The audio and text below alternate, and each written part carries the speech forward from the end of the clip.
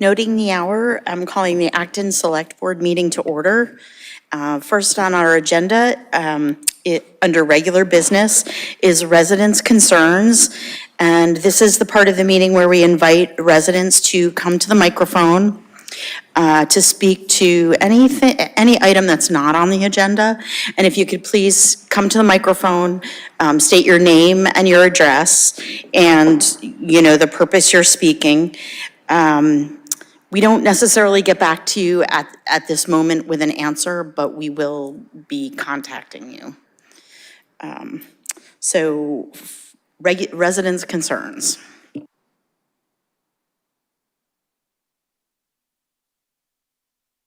Any residents with concerns? Sudhir. Oh, no, yes, if you wanted to sit, you can sit and turn on that microphone, or go to the podium and turn on the microphone. Thank you.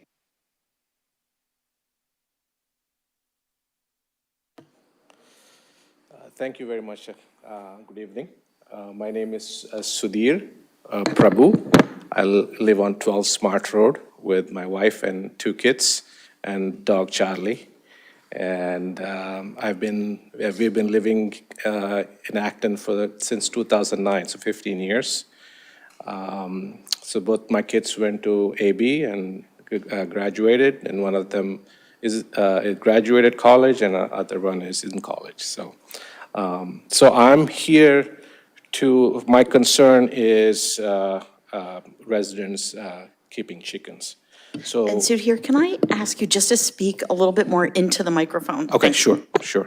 Thank you. I am here to propose the establishment of a set of regulations pertaining to keeping of the chickens, which would include following provisions. I just had a question. Do I have to explain why? Do I have to give some history? I don't know. I mean, personally, I'd like to hear the history, or if that's so. The history behind this is that my neighbor had chicken. Then, as we were moving in, they didn't, and after we moved in, they had it right from 2009 itself. I've approached a few times regarding the concern, and that amicably, and that was not, it was not resulted in any solution. So over the years, I've noticed that the number of chickens have increased, and I am in a conference calls, and I'll have to use constantly the mute buttons because of that. That was before having rooster. Now, for the last couple of years, they've had roosters as well. And what kind of put me over the edge is that one day I saw actually a butchering of chickens in public. But of course in their property, but it was very evident. So I'm here to propose the set of regulation pertaining to this issue. So which would include kind of following provisions. I also want to preface and say, I'm sure you may or may not know that some other towns, what I believe, like Reading and Marlborough and Hudson have already established, have a precedent on this. So I'm here to of imposing limits on a number of chickens. I'm not here to say not preventing to have chickens, but imposing limits on number of chickens allowed per household and specifying confinement requirements. And secondly, prohibiting the ownership of roosters within residential areas. Thirdly, banning of the on-site slaughtering of the chickens. And number 4, establishing minimum distance requirement between the chicken coops and the neighboring residences. And finally, disallowing any grandfathering exception to these regulations, ensuring uniform compliance from all property owners. So those are my concerns and proposals. Thank you. Thank you so much.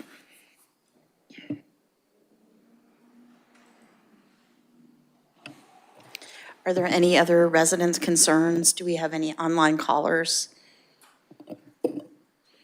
No, no online callers.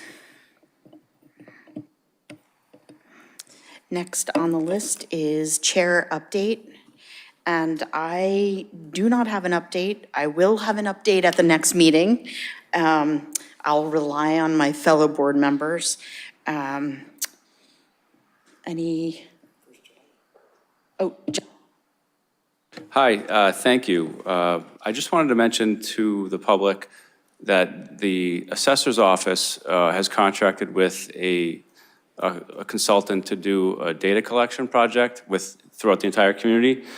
This is a project that was approved at the annual town meeting in May as a capital request. I think it was $150,000. It's a project that going forward we'll do incrementally, but this time we're doing it all at once.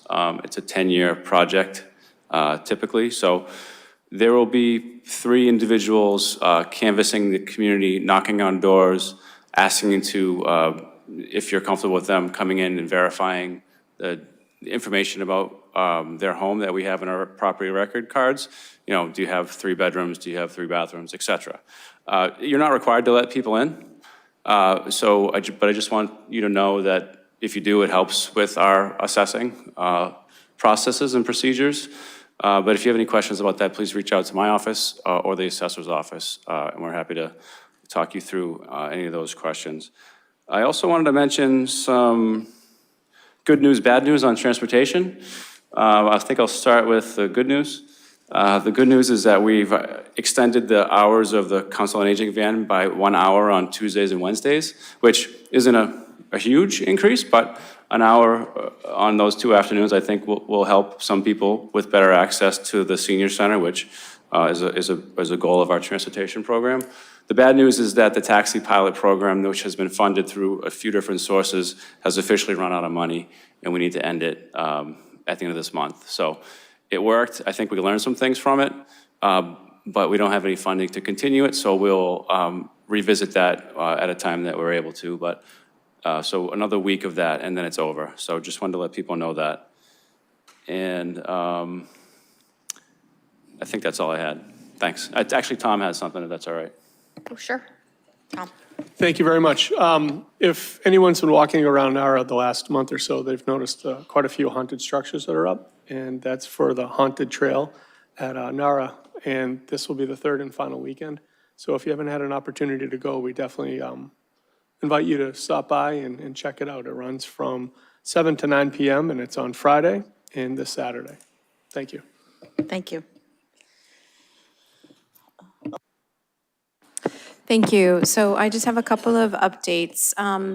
The Citizens Library Governance Advisory Committee, I think the last time I updated the board, I had mentioned that the 2 boards, the Citizens Library Trustees and the Memorial Library Trustees, had been meeting together in a joint meeting over the summer, and they have decided to continue doing that. There were a lot of positives that came out of that. And the Governance Advisory Committee has reached a consensus about a governance structure to bring to the select board and also the two boards, the library trustee boards. Part of our charge was to include public outreach to gather feedback on the proposed governance structure. And I had suggested at our last meeting that we might want to do focus groups or one-on-one interviews and get some, real in-depth feedback from the public. But the rest of the group thought it would be better to have a public forum because whatever is decided will be brought to town meeting likely. So it's best to get that sort of feedback. So we've scheduled that for November 13th at 7 p.m. That's a Wednesday, and it's happening here in room 204. And we'll just briefly go over what the Governance Advisory Committee has done, provide some information, and then present the recommended proposal and then get feedback from people. But I wanted to let the public know that if they're not able to attend that evening, they can feel free to email me or email the Citizens Library Governance Advisory Committee, which is clgac@actonma.gov. And then my second update is not really an update so much as a complaint about the Health Insurance Trust. We were supposed to meet last week on Thursday, but that got postponed because we're still waiting on some information. But I just wanted the board to know that we are facing some challenges with Blue Cross Blue Shield because the original agreement that was entered into with the trust and the insurers was that we would set aside a couple $1 million in the case of a dissolution of the trust in order to pay runout claims, which could keep coming in for a couple of years. So there was a negotiation, we have a cash flow issue, so we don't really have $2 million to give you, Blue Cross Blue Shield. So they brought it down to 1 million, but what we've paid is only 500,000. So they're sitting on, $600,000 that they're earning interest on, but they are now charging the trust interest. So the last month of claims that came in were like $2,300, and the interest that was charged was $6,100. So we have asked for councils to review this, the district, the town. So we'll be meeting on Thursday, and hopefully I'll have some good news for you next time we meet. Thank you, Alyssa. Dean? Two quick updates. This Wednesday, the 23rd, in this room, we're going to have another one of our Acton 250 speaker programs. Robert Gross will be in here speaking about the Acton and Concord's road to the Battle of the North Bridge. So those have been very successful. We fill the room every time we hold one, so we're expecting to do the same this Wednesday night, 7 o'clock. Also, Community Preservation Commission CPC applications are due in Town Hall on the 12th of November for consideration by Community Preservation Committee. We do have a CPC meeting tomorrow night here in Town Hall, and we will be hearing a couple of pre-applications at that point. But if anybody has any interest in applying and they haven't done in the past, please reach out to the Planning Department who staff the CPC and check the website for our approved CPA plan. Thank you.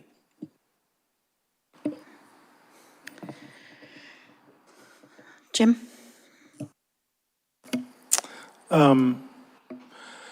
David and I presented a environmental sustainability policy proposed to y'all a few weeks ago, and it will be coming back with edits reflecting comments from the board members at our next meeting. So I just wanted to make sure people knew that. The other piece is just an announcement that I'm on a panel for the Littleton Select Board and the Littleton Sustainability Committee tomorrow night on the topic of how to do a climate action plan. Since we've had some success doing that, they're bringing in a couple of us people to talk about how to do that because they are considering doing that themselves. And I just wanted to thank Andrea and John for answering some questions I had about the process so that I'm so that I can be more prepared. Thank you, Jim. John? I'm sorry, I missed two very important things I wanted to mention. One is that the DC fast chargers at Veterans Field are almost ready. They told us by the end of this month. I checked them out today. It actually says available, but it doesn't work. So it will work before the end of this month, but so it's very exciting. We're getting close. It's only been a year, but we'll get it done. The other thing is it's restaurant week.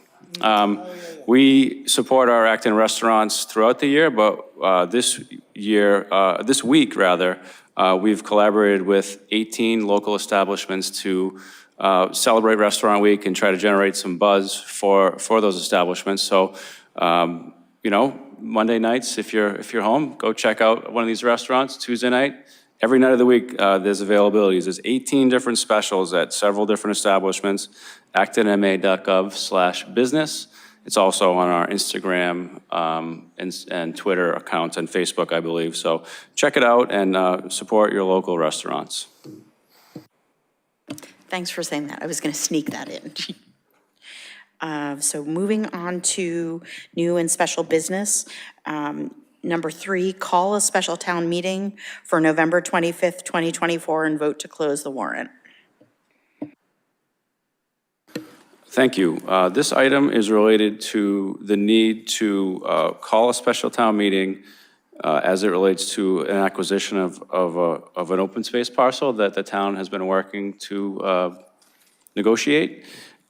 We were successful in being awarded grant funds that we're still working out final details on, but one of those details is that a town meeting vote is required before the end of the calendar year, and that means that we would need to do it this month or next month, and then December is already booked. So I'm asking the board to call a special town meeting to work towards acquisition of property located at 19 and 35 Weatherby Street, for which the details will be announced once they're finalized. But we need to get a head start on preparations for a town meeting if the board approves doing so. And I wanted to mention that if the board does call a special town meeting, there are 2 collective bargaining items that were held over, or passed over rather, at the annual town meeting because they weren't ready yet. And we anticipate at least one of them being ready, if not both of them being ready, which would be great to approve as well if the community, if the town is, if you're interested. So it would be 3 articles that we anticipate discussing on a Monday night. We've talked to the school district, and they have a lot of different exciting things happening at the schools, shows, et cetera, but they have availability the week of November 25th. And so we're asking that you call a meeting that night at 6 p.m., Monday, November 25th, to discuss primarily that acquisition article, but we'd like to also discuss those other 2. Thank you for consideration. Thank you. Dean? John, are there any other possible articles that might go on that town meeting warrant, acquisition of vehicles? So we have several equipment-related issues that we're working through, particularly in the fire department. At this point, I'm not sure if we'd be ready to ask for that at a special town meeting, but I could check back in on that. We wouldn't have to finalize a warrant tonight. But yeah, we've had some apparatus issues. As you know, we've ordered a new ladder truck. It's not going to be here for several years, but some of our other equipment, which we had on our replacement schedule, we're now realizing that our replacement schedule needs to be updated because of the huge lead times that we're seeing. And so we're looking that we need to get an ambulance replaced sooner than we thought. So can I wait till May? Probably. But if there's an opportunity to do it sooner, we may ask you to do that. I'm just not ready. I'm not asking you that tonight. Thank you. Any other, Jim? In partial answer to Dean's question, we have been discussing this gas leaf blower bylaw. It's certainly my judgment that if we do find a final agreement, a bylaw to propose, it's going to benefit from a longer educational, informational period than there would be available between now and November. So I would still, even though there is this, town meeting popping up, I'd still prefer that it wait until spring town meeting so we can do all the education and information. David? If the board wants to do that, I can definitely have the final draft ready for our next meeting.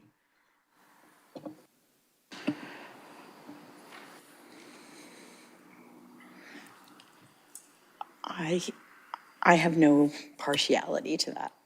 But I think, Madam Chair, you just have to decide to put it on our agenda Yep. if you wanted to do that. Yep. Alyssa, do you have anything? No. Jim? John, do you have comments about the closing the warrant right away, or is that a separate vote with a separate discussion? Yeah, I think the idea with closing it is that we're trying to keep the scope of work to something that can be managed on the Monday night of Thanksgiving week. The other interesting scheduling issue is that we need to have the board hold a tax classification hearing. And the later we wait to do that, the harder it is for us to get our tax rate certified before we issue tax bills. So doing it, and we have to do it after a special town meeting. So we wanted to have the special town meeting occur as soon as possible. This date, unfortunately, is as soon as it could occur. We're hoping to actually talk to the chair about seeing if we can have the tax classification hearing later that night, because we wouldn't want to wait another week to the following Monday, and the next day may be complicated for people because of travel, et cetera. So that's the only thing, is that if we know what we're dealing with, we can plan for a certain number of hours with the moderator and move on. We certainly could have time for warrant articles to be accepted at the annual meeting like we do every year.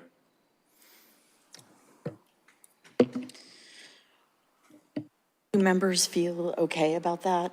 The possibility of having the tax classification hearing directly after? David, and then Jim. John, why does the town meeting have to come first? Why can't we do the tax classification hearing at our next regular meeting in November?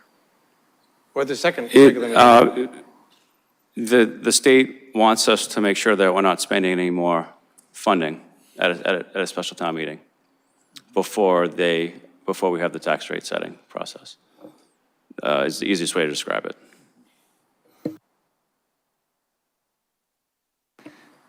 Jim? I'll note that I'll be out of town on Monday, but I'm happy to participate in a select board meeting because I can participate remotely. I don't think there's a way for me to participate remotely in a town meeting.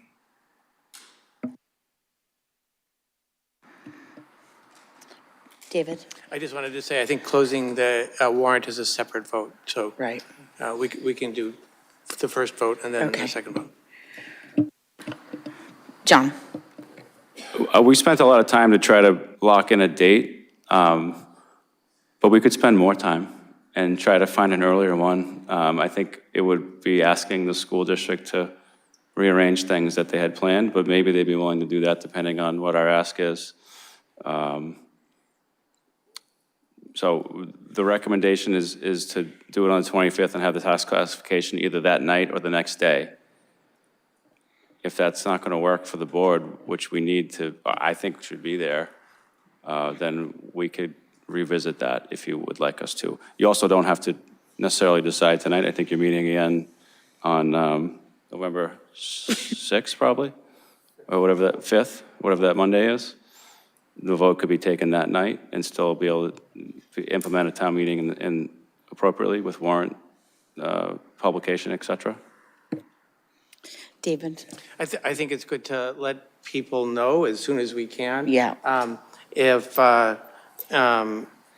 Jim is not okay with missing the town meeting, I suggest we find one and maybe even have a quick noontime meeting at some point to set the date of the special town meeting. But I think it's important that we not wait till the first Monday in November.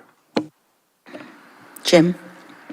I'm okay with missing this special town meeting, or if council or staff think that that I can participate in the select board meeting part of that evening, I would be happy to do that. I could participate in a pre-meeting meeting and the post-meeting meeting. I think I just can't attend and vote at the town meeting, and I'm fine with that. Is that doable, John? Yeah. Absolutely. You could participate remotely in a select board meeting, just not a town meeting. I would like to set the date, but that's just me, one person. David? I move that we schedule a special town meeting for Monday, November 25th at 6 PM in the Acton Boxborough Regional High School Auditorium. Second. All in favor? Aye. Yes. Unanimous. Opposed? David? So as far as closing the warrant goes, I would like to give the public a few days for citizens petitions. I mean, this spring, we had a citizens petition, which caused us to schedule a special town meeting. We told the two people who arranged for that to happen that was very bad for the town, right? It cost us $10,000 to $15,000. And it would be better to put it on a town meeting which was already scheduled. Well, now we've just scheduled a town meeting, and I think that we don't need to devote a large amount of time. You know, I think that I would suggest that we close the warrant this Friday at noon. For getting a citizen's petition onto an existing town meeting only takes 10 signatures, and you can get those pretty quickly. I would propose Friday at noon. Is there any discussion about David's proposal? That sounds good to me. Okay. Okay, sounds good. John, is that? Just wanted to confirm the threshold for signatures is the same for a special as it is for an annual. That's not, I don't have that at the tip of my tongue, but I thought in the past it's still been a higher threshold for a special. Okay, so people can ignore my comment that how many signatures it takes, but we can still close the warrant at noon on Friday. So I would move that we close the warrant at noon this Friday. I'm not aware of, just to add, I'm not aware of anything coming in personally, but yeah. I'll second that. The motion, that is. Yeah. All in favor? Aye. Yes. Unanimous. Any opposed?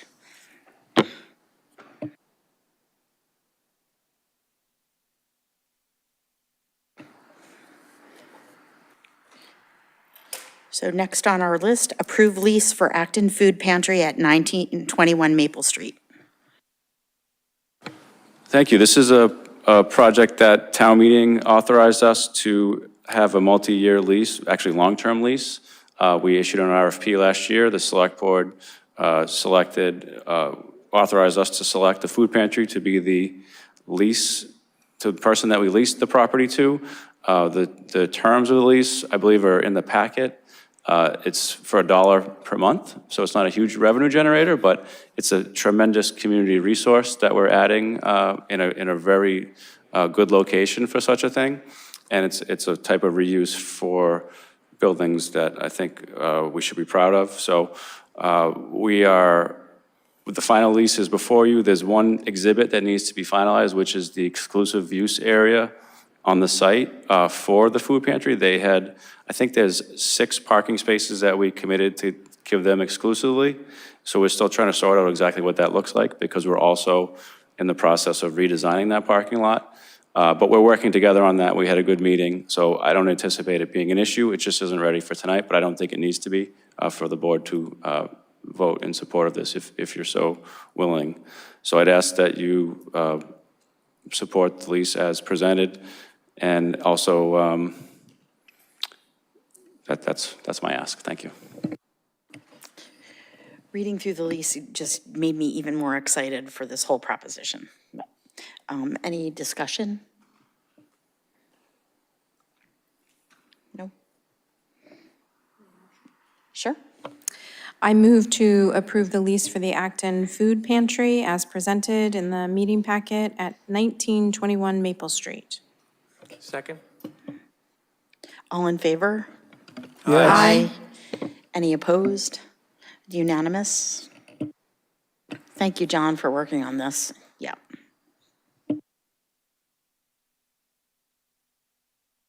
Moving on to approve policy to designate town manager and select board chair as the approving authority for one-day alcoholic beverage license applications.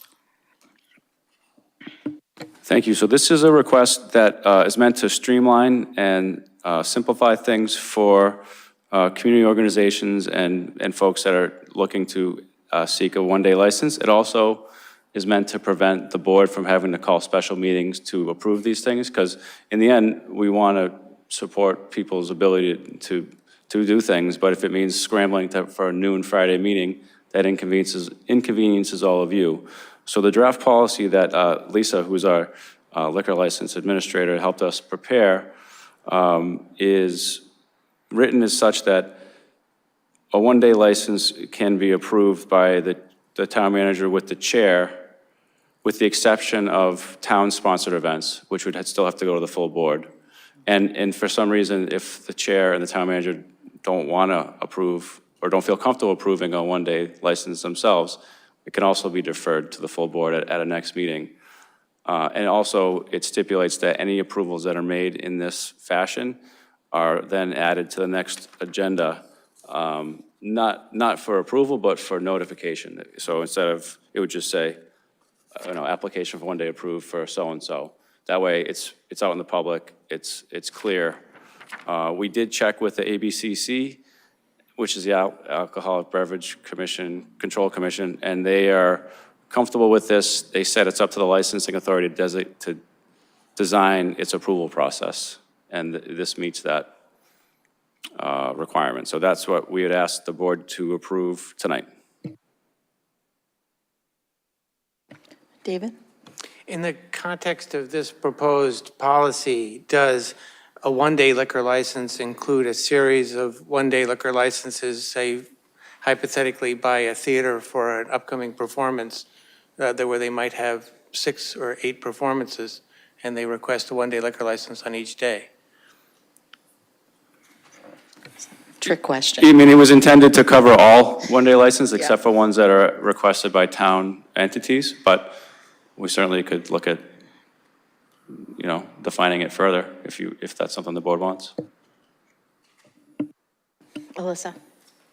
So in response to that, I think that our last meeting had Theater 3's one-day liquor license application, which had listed several dates, so I think we don't need to specify it further in the policy. I do have one editorial suggestion. In the final sentence, it says town-sponsored events will also require full board approval, but it shouldn't be in there because it's different. And I have a question. John, you and I talked about the entities that request a one-day liquor license, but they're not serving on public property or to the public. Can we also, just in the interest of streamlining, remove the ability for, say, a clubhouse or multifamily development taking advantage of this in order to, I'm not sure exactly what benefit it offers to the landlord of such places. I'm thinking of the Nagog Clubhouse. We see a lot of liquor license, one-day alcoholic beverage license applications from them because it's a policy of the clubhouse to require that of people who hold events there, but it's not something that needs select board approval because it's not public property and they're not serving to the general public, like somebody who's holding an event at the picnic pavilion at Narrow Park. Just might make it easier on staff. And also, I wonder about the town's liability of approving that on private property. I don't know if Exchange Hall would be another, any event venue. Does that expose the town to liability that we don't need exposure to?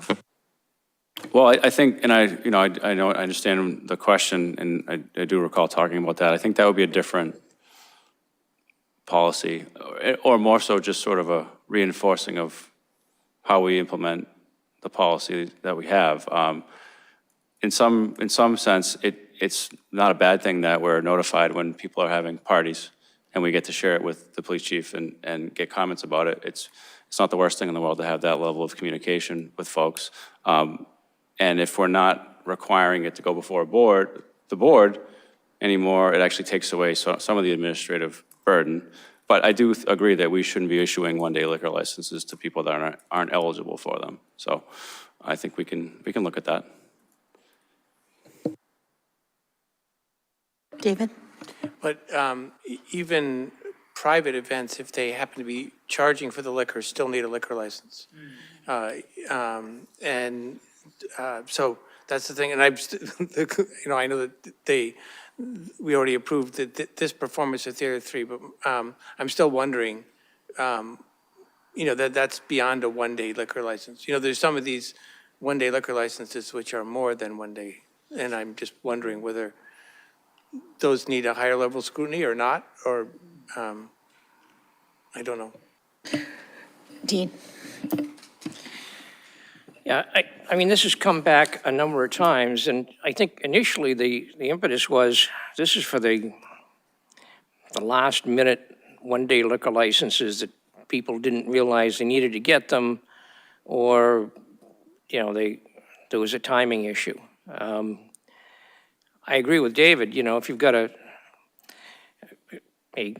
semi-commercial operation like Theater 3 that, they know well in advance they're going to have 8 performances and they want to serve alcohol on 8 particular days, yeah, that doesn't smell to me like a one-day liquor license. So I think the good thing about the proposed policy is that if the manager and the chair see those kind of things come in, they can always say, no, this could easily be held over to a full select board meeting. But yeah, I agree with you, David. It's 6 one-day licenses is not the same as one one-day license.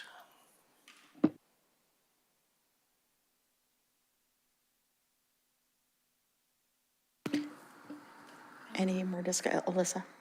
So just following up on what David said about charging for the alcohol, I guess there might be a distinction between charging for admission that includes alcoholic beverages or charging, at the bar for each individual drink. So if we look into that, we should see if we need to make that distinction. Because there are events where admission price is charged, and then there's free alcohol, but it's not really free. It's just not, there's no per glass charge.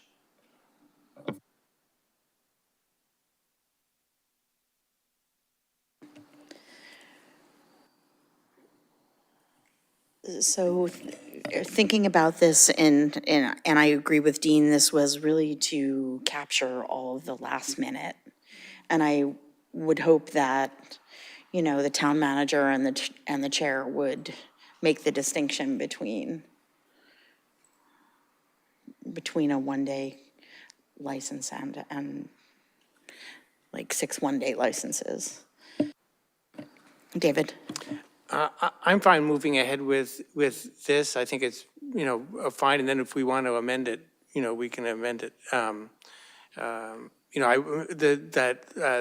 situation that Alyssa mentions, I have no idea, but that sounds to me like a happy hour, and those are not legal, right? And so I don't know what that means, right? So if the admission fee is paying for the alcohol, if the admission fee is by someone who rented the space and doesn't go to pay for the alcohol, to me that's different. But I don't know. So these are the questions. I think, I don't know what in 10% of the cases these things get held, and someone on the board asks a question. So I think it's good if they have any way out of the ordinary or large or something that that you or future chairs bring them in front of the whole board. I obviously don't get out enough. So do I hear a motion? David? I move to approve the Select Board policy on one-day alcoholic beverage license applications included in our packet. Second. All in favor? Aye. Aye. Yes. Any opposed? It's unanimous. Thank you, Lisa.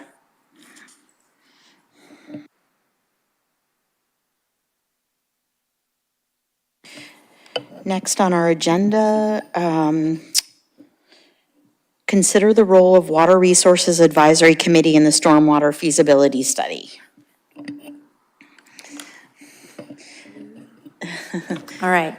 So I wanted to add this to the agenda because when we heard the presentation from the Water Resources Advisory Committee, the town manager was not present, and we had suggested maybe parts or all of the feasibility study might be accomplished with our committee members, our RAC committee members.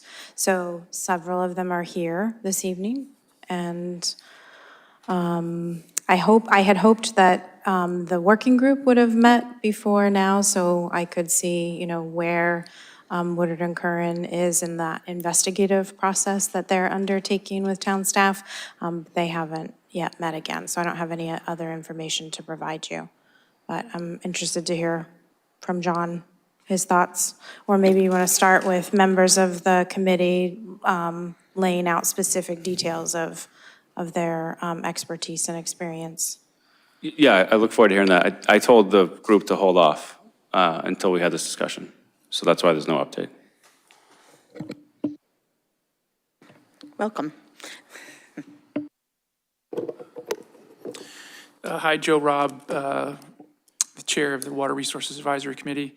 I guess if you'd like to hear about our expertise and capabilities, I can describe that to you. So we have 2 of our members here tonight.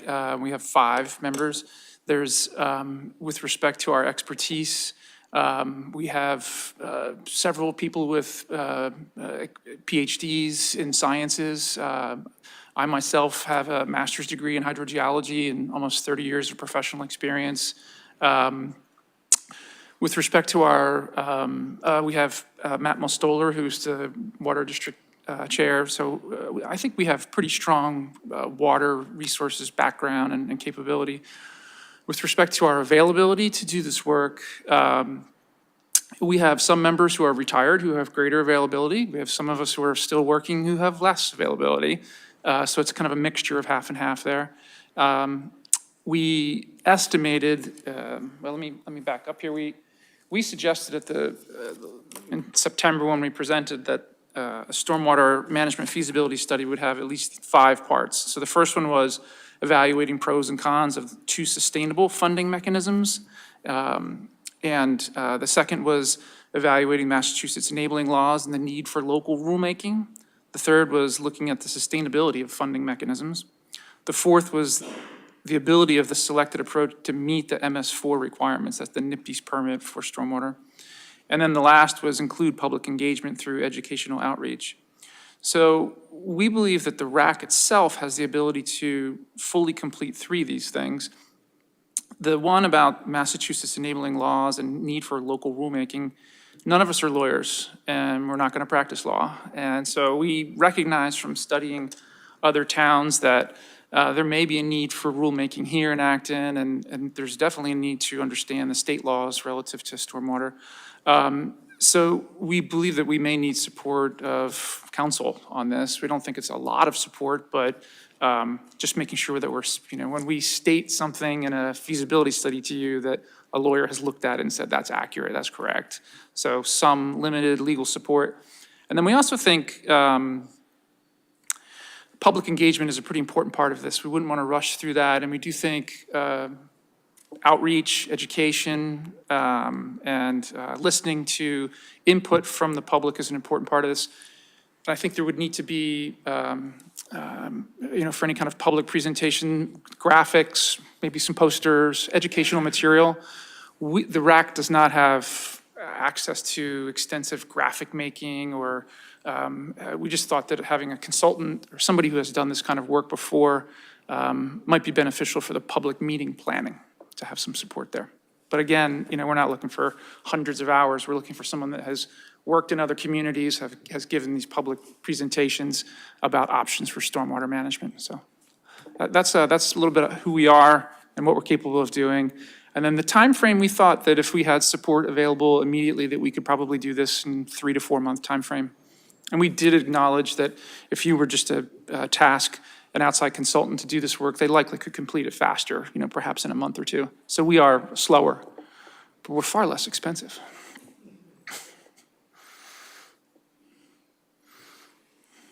Oh, sure.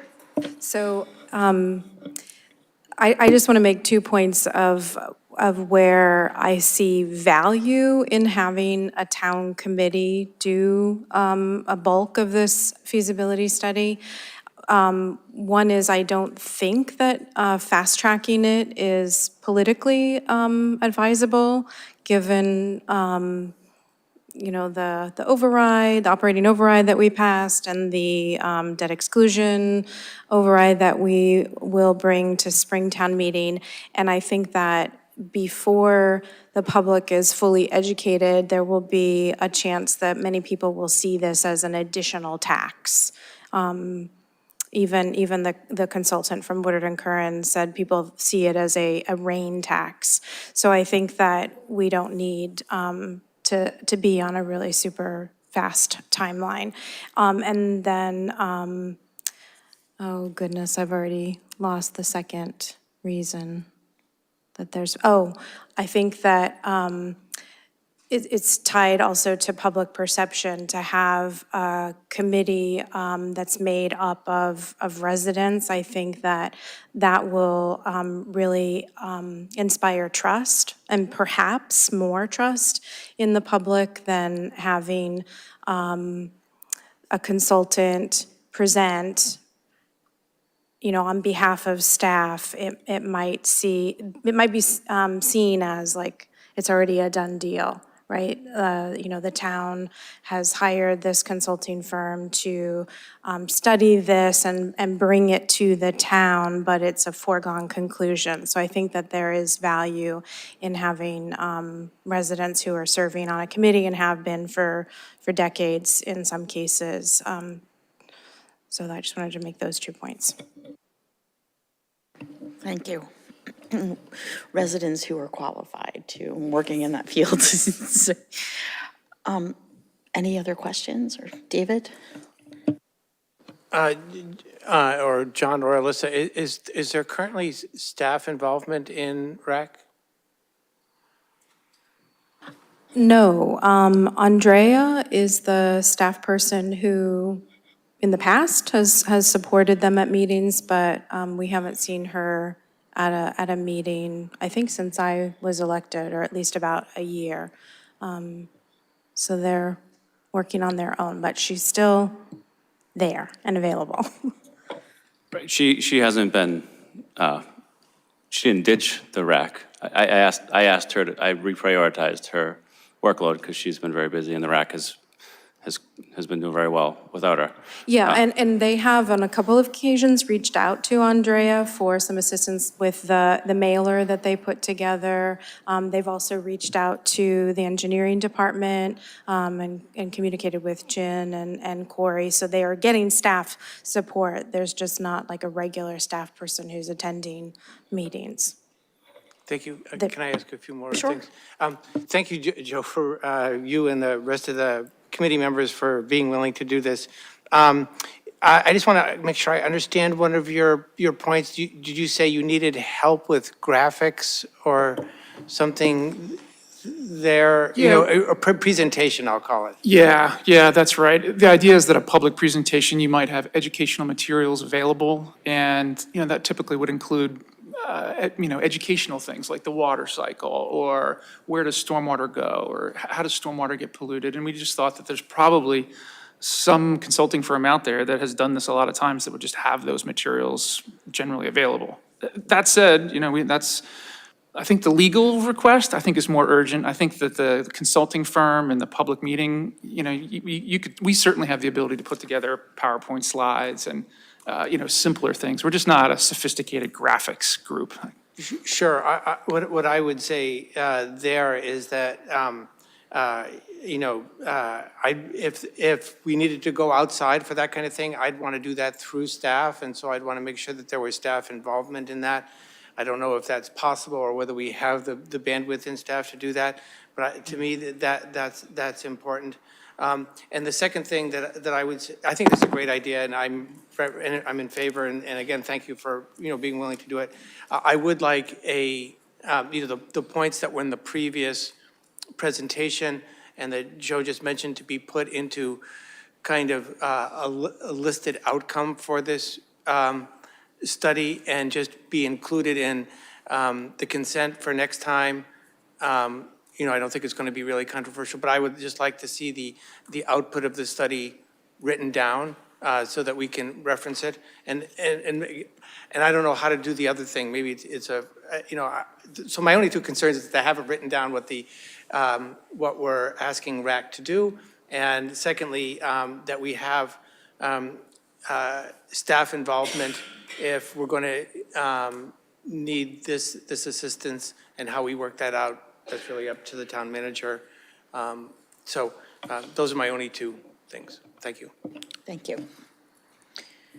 Any other comments from town board members?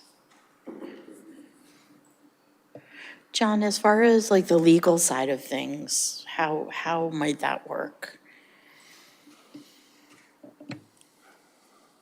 The legal side of things.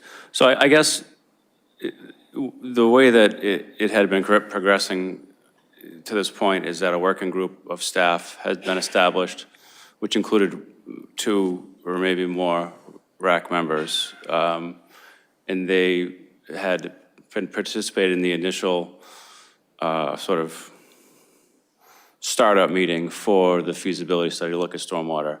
And then the presentation in September happened, and we haven't really followed up on that since. I think we typically like to do things with a working group approach. And I think what maybe RAC is suggesting is that we kind of set that aside and have RAC shepherd it for a bit. So I think having the expertise from you all is very helpful. I think it would be more helpful to sort of see what we're asking, or what the board is asking the RAC to do as an advisory commission. Are you asking them to further investigate a couple of the recommendations that they presented on the 23rd before we do this effort with a consultant, or instead of doing, or do the whole thing instead of doing an effort with the consultant? I don't think there's a rush, so I don't think it's a matter of doing it fast. I just think it's a matter of doing it effectively that I'm more concerned with, because I think having advisory commission provide momentum and input and feedback and support and all those things is an important way for a project to be successful. To be running it is different for me. And not that you're not capable of running a project, I just see that as not necessarily the role of the advisory commission. For certain portions of the project or deliverables, like before we get to the point where we do the work with the consultant, if there's more investigation that we want to do, I think that's a great idea. And maybe that's what is being suggested. So maybe, Alyssa, when you and RAC write up what would be in this report, you could exclude things which maybe RAC is less appropriate for. So maybe I'll just throw 2 things out, right? The outreach, maybe they don't have the means to which to do the outreach, and that's better done by staff. And the legal aspects, maybe they can make notes as to what they think the legal issues are, and that can be a follow-on task after their report is complete, or something. So perhaps the things that involve staff can just be excluded, and we can take their work as the, the core of how we move forward. I think that sounds good to create sort of a scope of work and what the deliverables are. And also, I think that to John's point about the role of an advisory committee, RAC is the advisory committee for the select board, and it's not, appropriate for them to be directing staff. So we'll talk at the next meeting about which tasks they can accomplish, and then it makes more sense to have them in an advisory and participatory role with the working group that's already going on. May I just make sure I was clear? I wasn't suggesting that RAC direct staff, but I do think that as part of this, it is really important for staff to be aware of the progress. And I'd love to see the meeting staff. If it can't be staffed by sustainability, maybe the town manager can find another person that could be available at least for some meetings, just in case there's coordination that needs to be done with, for steps the town normally takes, and that RAC maybe is not considering or whatever. So I just think that coordination is very important. So I understood that you weren't suggesting that they direct staff. I was just trying to reassure the town manager that I understood that and make the point clearly that RAC is our advisory committee. Yep.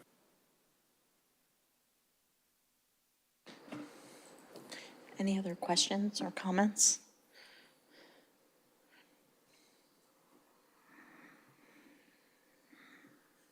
Thank you for offering to help out.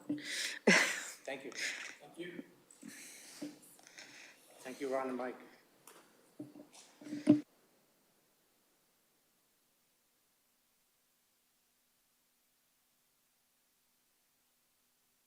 So Alyssa, as far as you'll come back with maybe a scope of work, Yes. have it on a future agenda. Yeah, they've already got the next meeting scheduled, so that's what Sounds good. hopefully we'll focus on.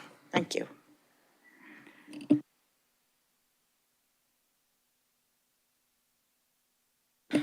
Next up is 7, revisit the wayfinding designs discussed at the October 7th, 2024 meeting. Ian? Thank you. At our last meeting, the town planner presented, a couple of options for some wayfinding and some designs and logos, and we started doing some discussions. And I think what the select board chose was, a particular design that was the best of those presented, but I'm not sure that it was the best possible design. Alyssa raised the point that, why aren't we having one unified design for all of our communications, specifically the town seal? And, we heard her say that, but we didn't really follow up on it. And I thought about it some more afterwards. And I think it's important to have that, unity of design, rather than have lots of random designs of one sort or another that, get discussed by the board, sort of a lot of preparation, not a lot of input, as opposed to, formalizing using the town seal for all of our communications. We've got many signs around town already that have some iteration of the town seal on them. Obviously, we use them all the vehicles, directory signs, letterhead. And it's probably most appropriate, now that we're approaching the 250th, and we just spent a considerable sum of money fixing up the Isaac Davis Monument, which is the centerpiece of the town seal. So I wanted to see if there was any interest in the rest of the board to reconsider the design that we had chosen and maybe focus more on something else. And my strong recommendation would be to utilize the town seal. A lot of the designs of signs look great to me, and we can, certainly kick around ideas of color and that sort of thing. But just the central image would be the town seal. So, not to want to throw a monkey wrench into something that's been decided, but I think maybe we want to take a step back and take another look at it. Comments, please. David? Yeah, I'm certainly open to that, but I was wondering if you might be, instead of using the seal itself, where the shape of a sign or something might be different, if there could be variants, for example, an oval which might include the Davis Monument in a similar fashion to the seal, but it's not exactly the seal, or whether you're thinking that it should be exactly the seal. I think there's some advantage to having some variety there myself, but I'm just trying to understand whether you're thinking more of the Davis Monument as our central focus, which I have no problem with, or the exact seal that where it says the incorporation date and et cetera. Well, my thought was to use the exact seal, but I think that, some of your ideas about, perhaps modifying them based on, the particular media that we're putting it on, if we've got an oblong sign, there might be some modifications. And I think that's where, with some of the grant funds that apparently are available, we could look at making some minor tweaks to fit the particular sign. But I think the central image should be the town seal or something very similar to it. I'm even thinking about the logo that the Acton Memorial Library came up with looking at, a book binding with the Davis Monument kind of superimposed on it. So I think, that's the strong image that I think we should keep. I mean, I really like the logo with the end of town hall on it, but I don't think that it has there are lots of Victorian Italianate town halls in New England that look very similar to ours, but I think, the strong image for everything for years, 150 years, has been the Davis Monument. So I would push with that. I've had some discussion with the town manager about this, and he pointed out, he said, well, okay, which town seal do you have in mind? Because over the years, there have been lots of iterations with, mountains in the background or trees or whatever. So I think we could probably come up with one unified design. We could clean it up a bit and then certainly look at, if there are situations where you might modify the design slightly. But I think, for me, obviously, the image is, what we see on the town vehicles driving by and what we see on the signs like for the senior center and the recreation center and public works building, and even the color combinations we've got with the dark blue background for those signs. I think they're clear, they're crisp.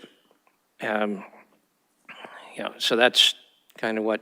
Certainly, we could look at some other things if there needs to be some minor tweaks, but I think the central image should be the Davis Monument.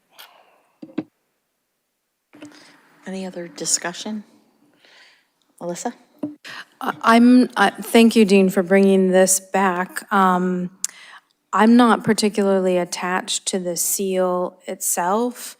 Looking at all the different signs that were presented to us, the different sizes and shapes, depending on what type of sign it was. The ones that do have pictures all have that oval.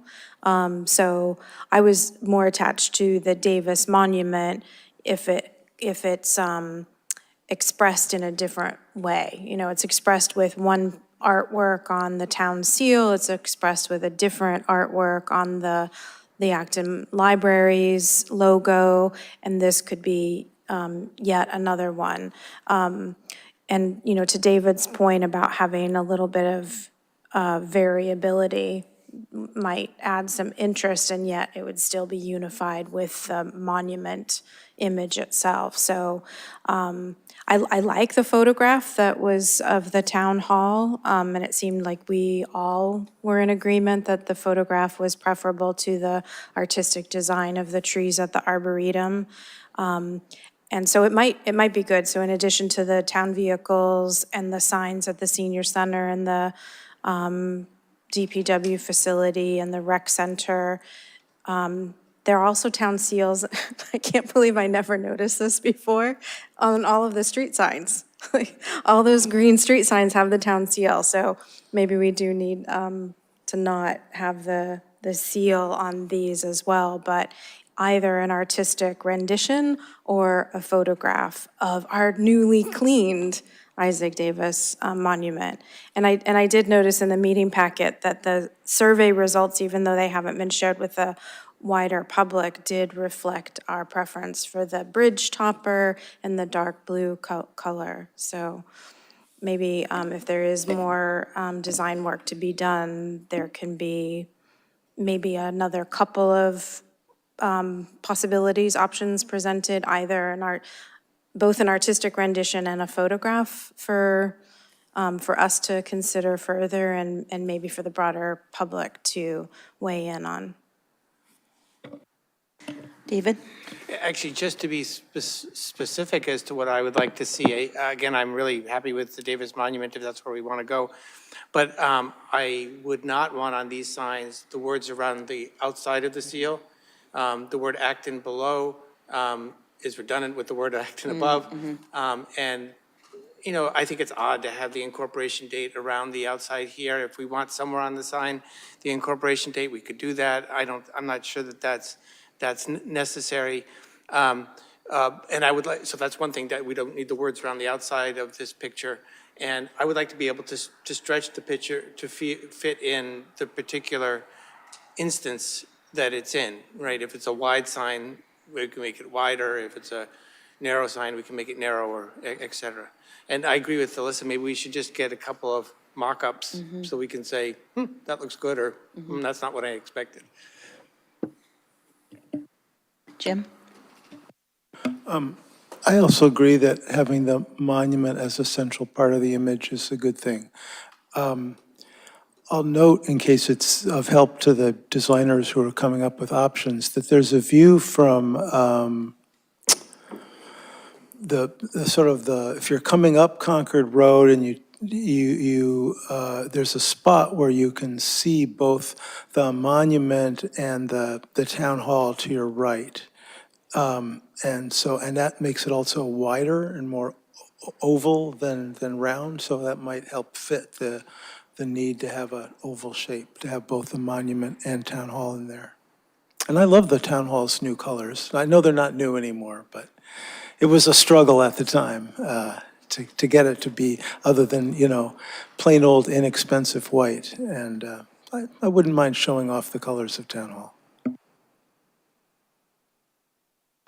I'm also on board for the seal, or an iteration of the seal. What I would love to see is one option that's a little less of the scroll work, the black ironwork on top, something more subdued. I'm not totally sold on the bridge design too much, and I think something more simple would be better. And I like blue, although I'm not opposed to mustard. It's a very good color, so I'm on board with the seal.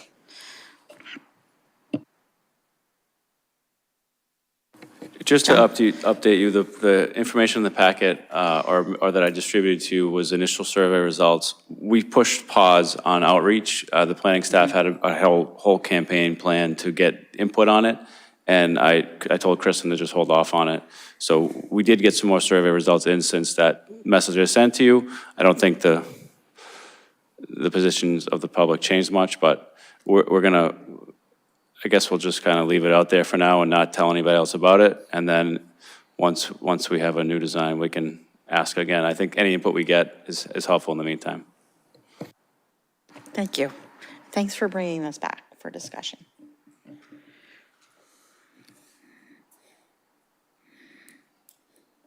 Are we moving on to number 8? Discuss request to hunt on Commonwealth of Massachusetts property located on 96 Massachusetts Avenue, 316 and 323 School Street. Madam Chair, I think the person who sent us the note is in the audience. Great. Nicholas, if you're, It'll take me just a minute to promote him. Oh, someone else promoted him? Did you promote him? Hello? Oh, someone else, yes. hi there. Hi. How are you? Good. So, yeah, basically just the request is in Massachusetts specifically, each town has bylaws, dictating who, needs to get permission for certain areas of land to hunt. And in Acton, it's the select board. So that's, the background of this request. Thank you. I was curious if members have questions about the request. Alyssa? Thanks, Nick. I have a question for you. Could you tell us a little bit more about the ammunition that you are proposing to use? Is it lead or non-toxic? It is non-toxic for shotguns, pellets. Steel, to be specific, but. Thank you.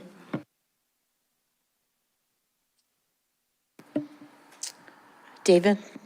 So in principle, I think that this is good for, in general, especially for things like Canada geese and deer, which are too plentiful. I know that right now we're just discussing the Canada geese. However, I'm a bit concerned about the areas requested to hunt, which are on the south side of Route 2. So first of all, I think the areas 1 and 2 on his map, I think are farmed by Cucurbit Farm, right? And I don't know if we've tried to coordinate with them, but I don't think we could allow hunting there without coordinating with Cucurbit Farm. And area 3 is next to the field that we use for cricket and model airplane flying. And I wouldn't want someone to mistake a model airplane for a goose. So it's also too close to things. So I looked it up today, and the DCR requires a 500-foot distance between something like a campsite and the discharge of your weapon. So you can't discharge a weapon within. They have a list of things, but one of the things that I just brought up for reference is a campsite. And so, I don't think anything in field 3, or very little of it, is more than 500 feet away from the cricket field. And again, areas 1 and 2 are currently farmed, and I think we'd have to check with the farmer. Any other questions? Dean? Yeah, I understand David's concern, but I think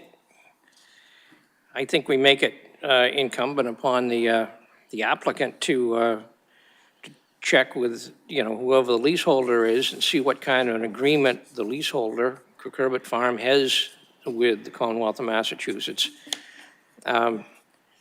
especially in the situation where I suspect the time that the hunting is going to be taking place, there's probably not active farming going on. I think we have to assume that this individual has taken the hunter safety course, understands the rules and regulations. And our police chief has said that so long as he sees no problem with this, so long as all of the regulations are abided by, as far as the setback and the distance. I see kind of a big difference between goose hunting and, hunting near a camping area. So it does strike me as being a fairly modest-sized area to have hunting on, but if they can do it, I would not oppose it.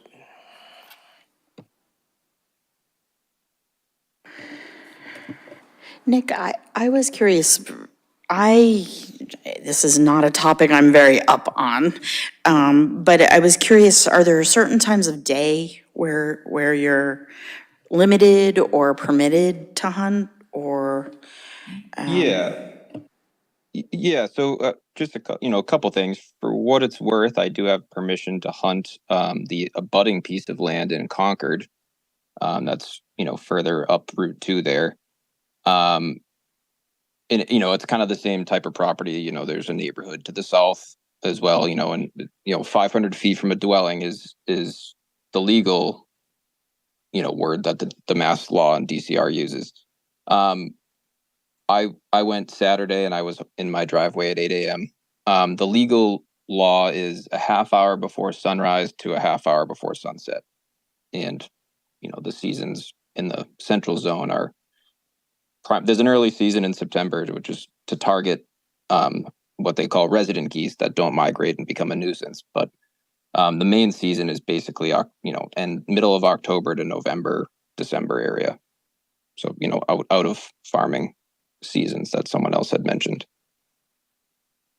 And how long? There's really, So the hunting. There's really no time. Yeah. So the hunting season lasts for how long? From did you say September to mid-November? There's the first 2 weeks in September typically, and then it's about mid-October to January. Thank you. And are you familiar with the folks at Q Corbett Farm? Would you reach out to them, or? I'm not familiar with them. I have no problem reaching out. I've done it several times in the past for other areas where you need permission. I can connect you if you're interested. Yeah, that would be great. Other comments, or Alyssa? So I'm in support of this request. I was thinking parcel 1 on Nick's map is the one that's furthest from the cricket and model airplane used field. I assumed it was the state that was farming that because they farm on the other side of Route 2. So I think definitely coordinating with Q Corbett is a necessity here. My only concern was lead shot, because when it's cultivated land, it doesn't get covered, and so it gets turned over every single year, exposing it, and then, animals can ingest it. So I'm fine since he's using steel shot. Definitely in support of the request, because resident geese are a nuisance in terms of agricultural damage, as well as degrading water supply, so. Thank you. David?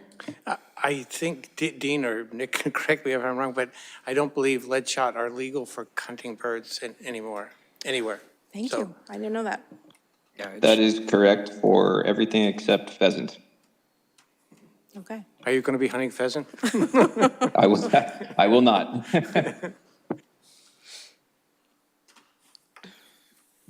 And, Dean? Just to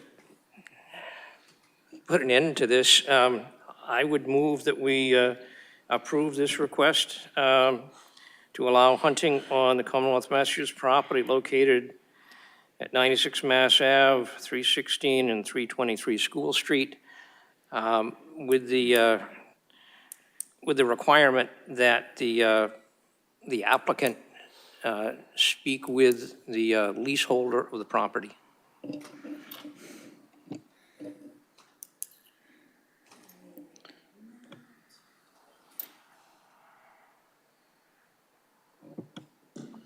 So I would just offer an amendment to exclude 323 School Street, because that is the cricket/model airplane field. And I'm just checking on 316. 316 is on the other side. So are we suggesting parcel 1 and 2, or just parcel 1? So referencing the map in our packet, I would be okay with 1 and 2. Okay. But I would be hesitant at 3. I'd probably vote against a motion that included 3. I don't think there's almost, maybe it's a moot point, but I think there's almost no way to get 500 feet away from Yep. the cricket field. And I don't want, if no one happens to be in the cricket field for one, point in time, I just think it's, if people are coming for a game or coming to fly their airplanes, I don't think it's good to have the hunters already there. And so I would propose fields 1 and 2, which don't include, I think, 323 school.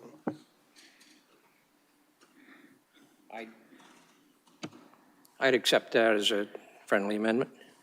I second the motion. All in favor? Aye. Aye. Aye. Yes.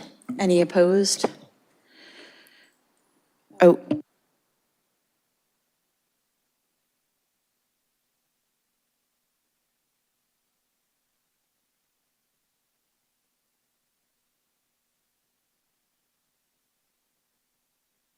Matt, can you elevate the call-in user? Oh, yep.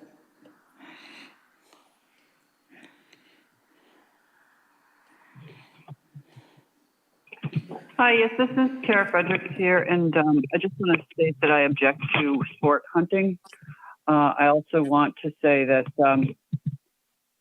I want to know whether the applicant will be eating the animals or leaving them to rot. I understand that we have a commitment to biodiversity and appreciate the debate as to whether geese are considered invasive or not. And I wanted to know if there was a paper mail notification to all abutters. But the big question is how will kids who are playing in the woods keep from getting shot? Will there be a posting on site? Will then the municipal lands effectively be impossible for anyone to use who doesn't want to risk being shot? It seems like this is a big step. I don't know of any other municipal lands where anybody's going to be shooting animals, firearms, or bow hunting. And I'm very concerned that the kids will then just be hiding in the woods and might look like a goose or whatever. I'm very concerned, and I wish you wouldn't have voted on this without having public comment. Thank you. David? So I'll just say that these are open fields, just as a comment for the caller. She may not have looked at the maps. They're open fields. There are woods on 2 sides of it, but it's easy to stay away from the edge of the woods. Dean, and then Alyssa, sorry. Yeah, I would, certainly the Canada goose population is very high. They can be, some people would say that they're an invasive species. There's certainly an overpopulation of them. I would hope that the hunter would consume the game, but if not, I'm not terribly worried about it. I think of, for instance, how many deer rot in the woods because the overpopulation of deer and car strikes. And I think we're really talking about a different thing where, I doubt that Mr. Haley's going to be shooting these birds on the ground. And, if they're in flight, I think that eliminates the possibility of kids playing in the woods. And obviously, it's there's a clear distance away from the hunting area. So I really feel that we made the right choice when we took the vote when we did. Alyssa? I just want to take the opportunity now for anybody who's watching or watching the recording later to emphasize that it's incumbent on everyone in town to take care of their own safety during hunting season by wearing blaze orange. There are plenty of private properties in Acton where hunting is permitted by the property owners. And I think that if kids are playing in woods and not on, marked trails, they're more likely going to be in those private properties, the backyards, where people are bow hunting or using shotgun and hunting deer as opposed to, bird shot, which is much less dangerous. And as Dean mentioned, anybody who's shooting the geese on the ground is not a very good sport, so hopefully they're up in the air. And obviously, if it comes down and stings you, it's gonna smart, but not lethal in that sense. But please, everybody, during hunting season, put blaze orange on yourselves and on your dogs. Thank you. Nick, are you still there? Is he? I am. Yep. So just, I guess, I will connect you offline with the owner of Cucurbit. Thank you. Good night.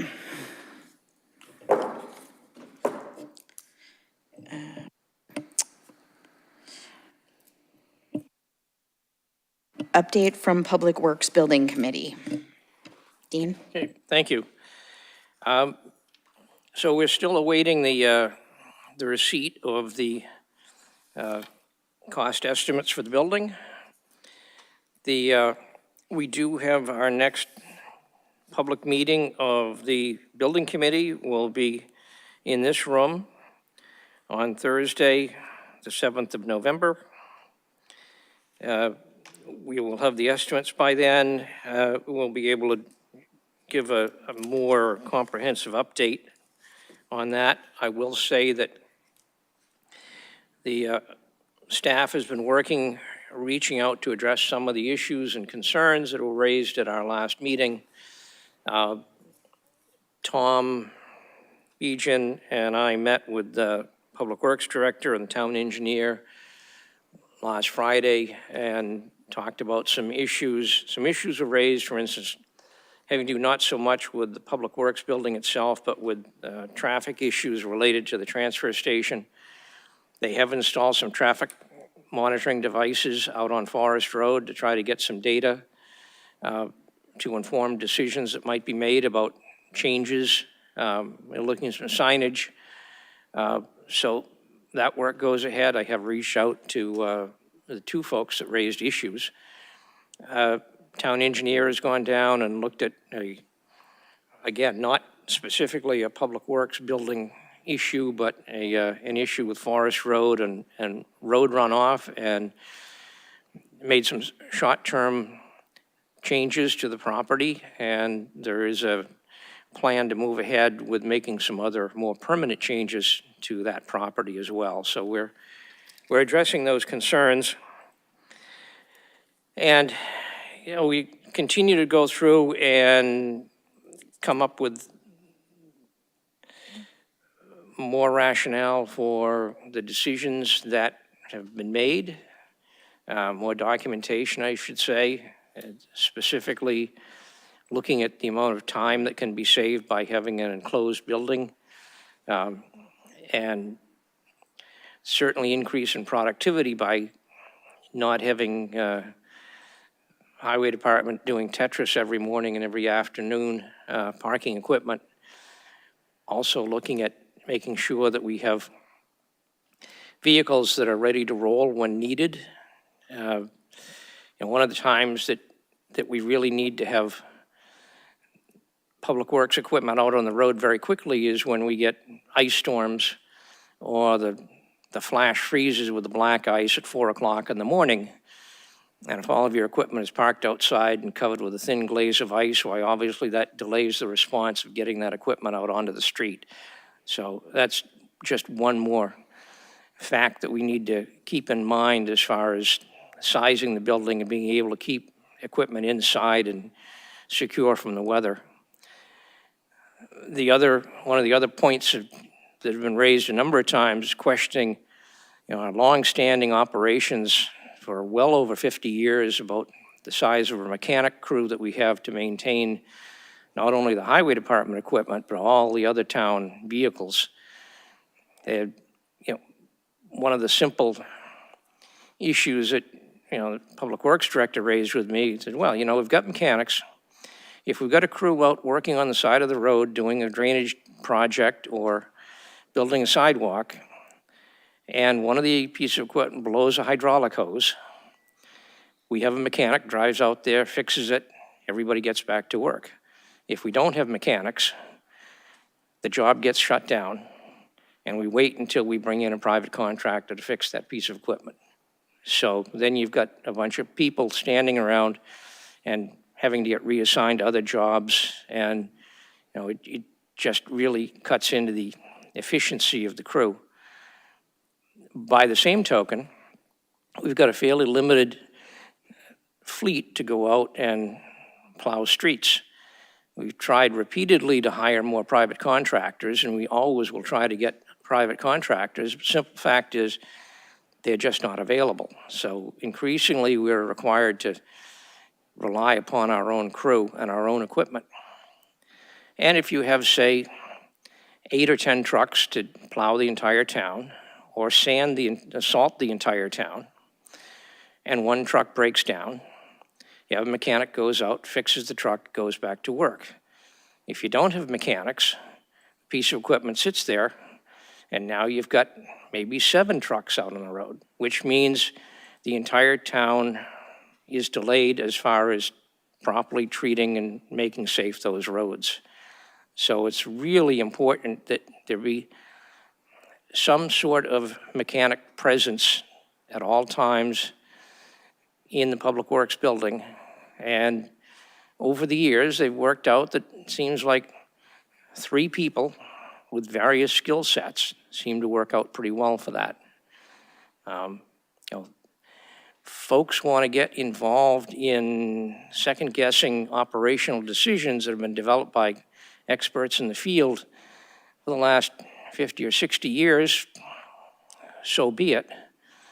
But I think, you have to lend some credence to the experts that do this all the time. So with that, that's pretty much the update. There'll be more information coming. I expect it's going to be a long education process. I've been working with Tom on coming up with a full suite of putting out the roadshow and present to lots of different groups. We've already lined up. I've got things scheduled already for the Council on Aging, Senior Center, Lions Club. We'll be reaching out to all the other boards and committees and every other venue that we can find to inform people of where the project is going. Thank you.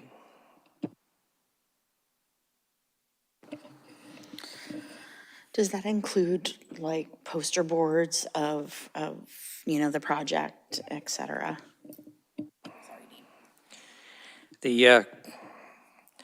Earlier in the night, we were talking about, making sure that town staff is able to provide graphics for us for other projects, and I certainly expect that. So there are already some pretty impressive looking designs that are hanging up down at the Public Works building, and we'll be rolling those things out as well. So people will be well informed as to what's going on. Our design team, Weston and Sampson, have really good capability to provide all that information as well. Any other comments? Alyssa? Thank you for the update. I also wanted to thank Dean and John for the presentation and the questions that they fielded from the Finance Committee, and also that chart of all the answers to the 35 questions that were posed. I think they did a phenomenal job addressing those. I do want to say that the narrative is really solid. You know, we heard it from them at the Finance Committee meeting, just heard it tonight from Dean. I think, though, that the data points, like the dollars saved by avoiding that morning and afternoon Tetris, and the dollars saved by having the fleet stored indoors instead of outdoors, like, you know, that happens at a construction site. It seems like that financial analysis, although I'm not a finance expert, would be not too challenging to do. And I think that bringing it to the Finance Committee will allow them to do the analysis that is as thorough as they want to do in order to bring a recommendation to town meeting. And then, you know, by extension, if those numbers, those dollar amounts that we're saving in hours of efficiency or the life of the equipment, you know, by extension, town meeting, the public is going to benefit from having that as well. Yeah, the narrative is very solid, convinced me, but I'm not on the Finance Committee needing to do that, you know, dollars and cents analysis to bring a recommendation to town meeting. And I would also suggest that if the posters are going to be available for the public, I think that the open houses that the planning department had at the library was really effective, because they had different days and different times when people could come in and look at the posters and ask questions. And then outside of the public, the open house hours, they were available in the library's lobby for people to view. I think right now Habitat for All posters are still up in the library, although those might have been taken down for Books and Brews. But just having those somewhere that more people are gonna go through, because I don't think very many people will go to the Public Works facility to see them. Even if we have tours again, which I think were really useful ahead of town meeting last year, is having them on a, you know, at the senior center, at the library, for people to view and ask questions of the Public Works staff or the building committee members. I just wanted to mention, I think it was David's idea of the possibility of having them somewhere at town meeting. I don't know if that's a huge distraction, but maybe the lobby or just having them up as people come in. So.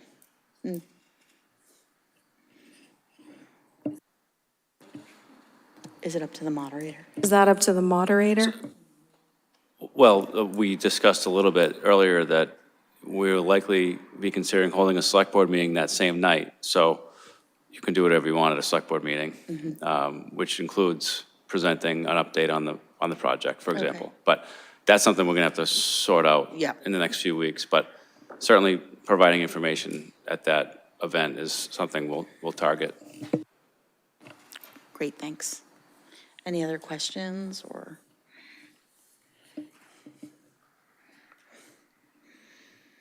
No? So moving on to the update from Acton Leadership Group. I'm depending on John for this update.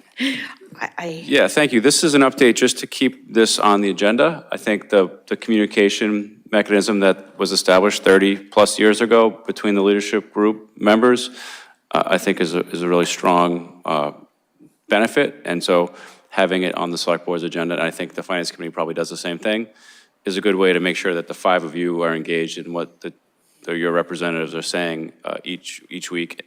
And so if there's any questions about what happened at the last meeting or anything you want us to work on going forward, this would be a time for that to come up. I think some of the issues that we discussed at the last meeting were, I think there was consensus from this board to keep the unused levy at 1.2 million rather than ramping it down. And I think the ALG generally thought that was a good idea. We talked a little bit about use of free cash and what that might look like next year.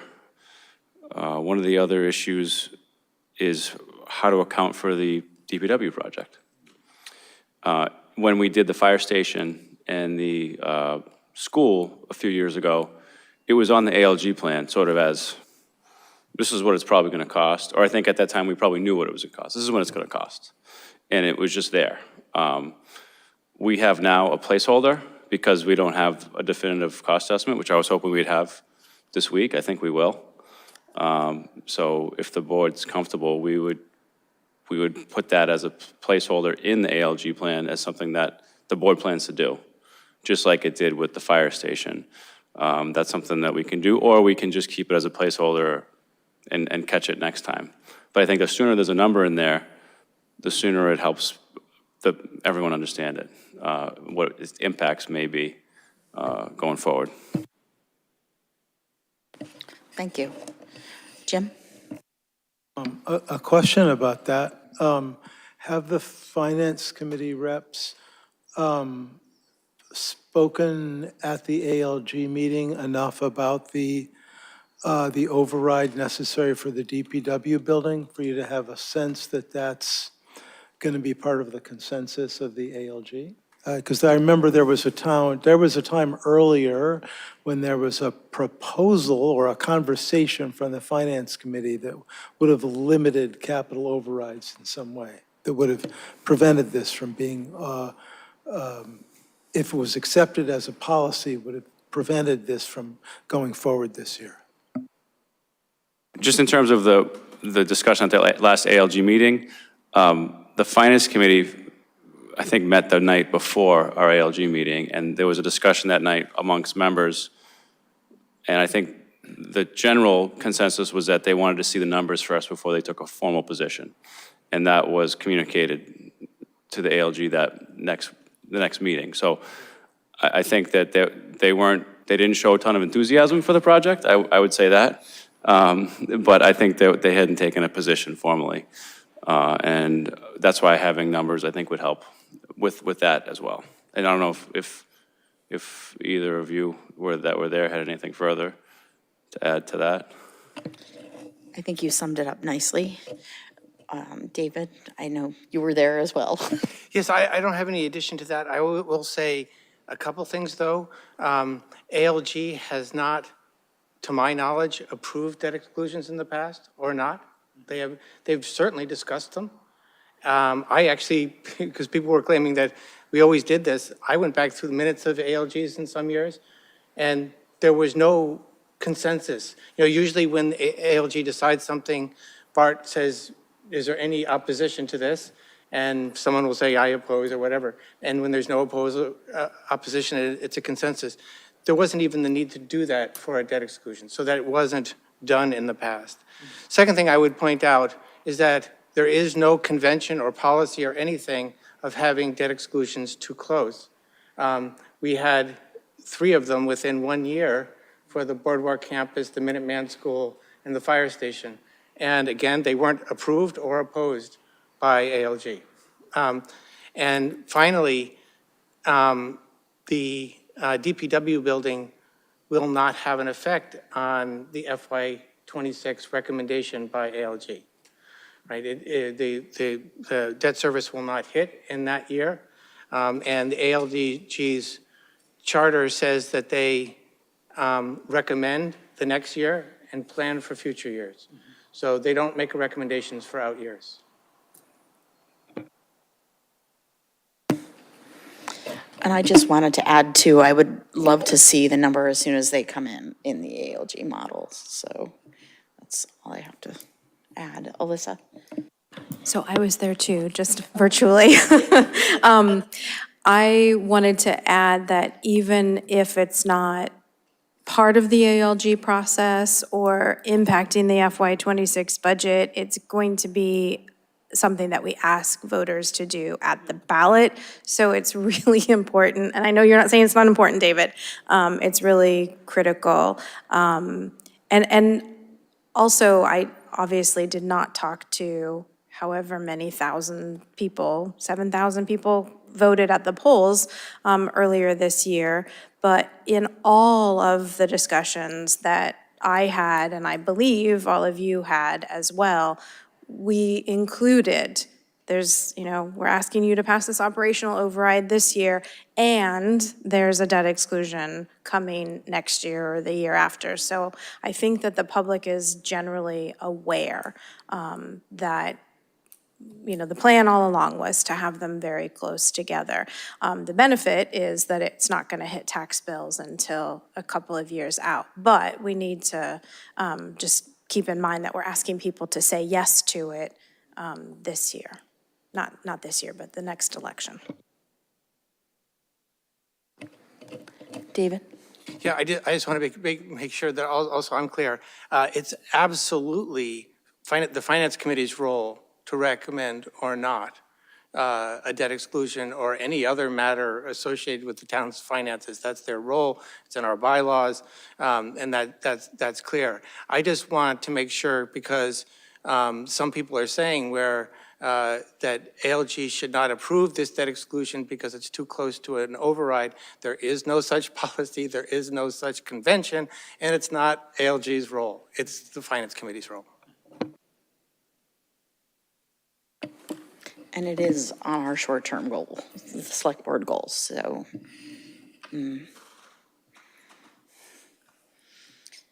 Any more discussion, or? I just want to say thank you. Thank you for those points. Yes. And we'll keep hearing them on every agenda.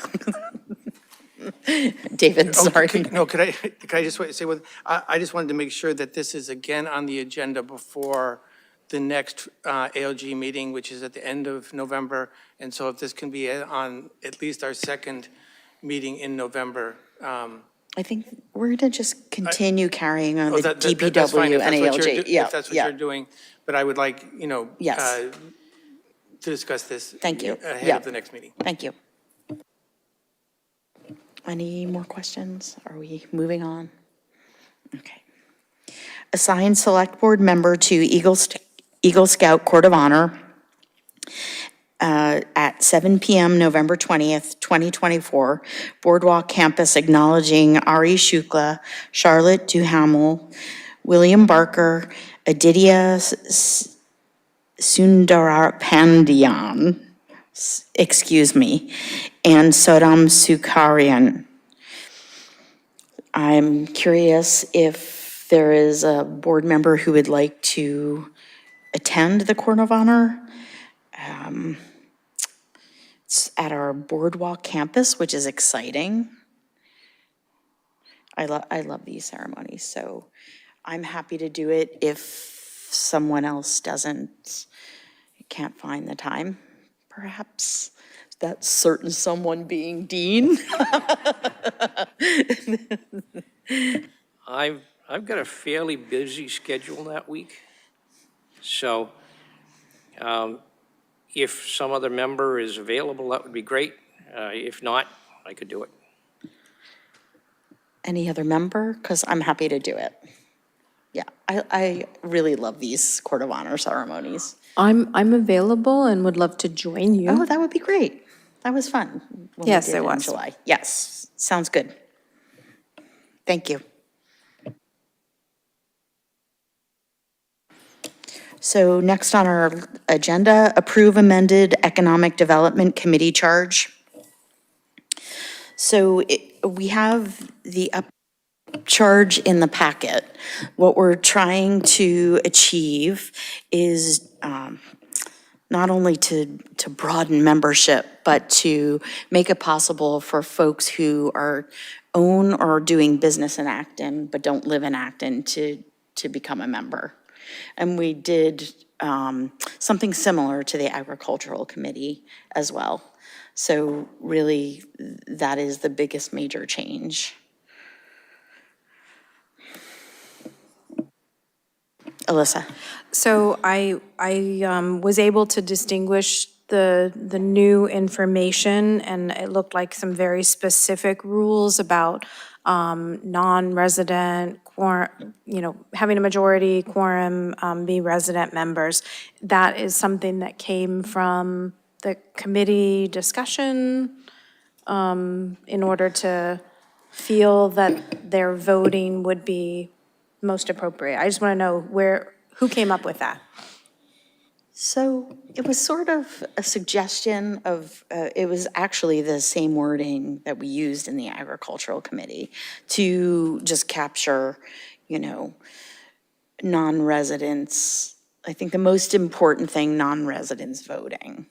And I think the most important thing was to have a majority of residents vote. So, yeah.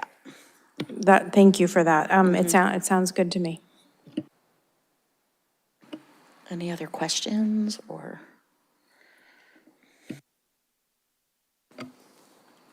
Dean? Oh, Jim? I move to approve the modified Economic Development Committee charge. Second. All in favor? Aye. Yes. Aye. Unanimous? Any opposed? Thank you.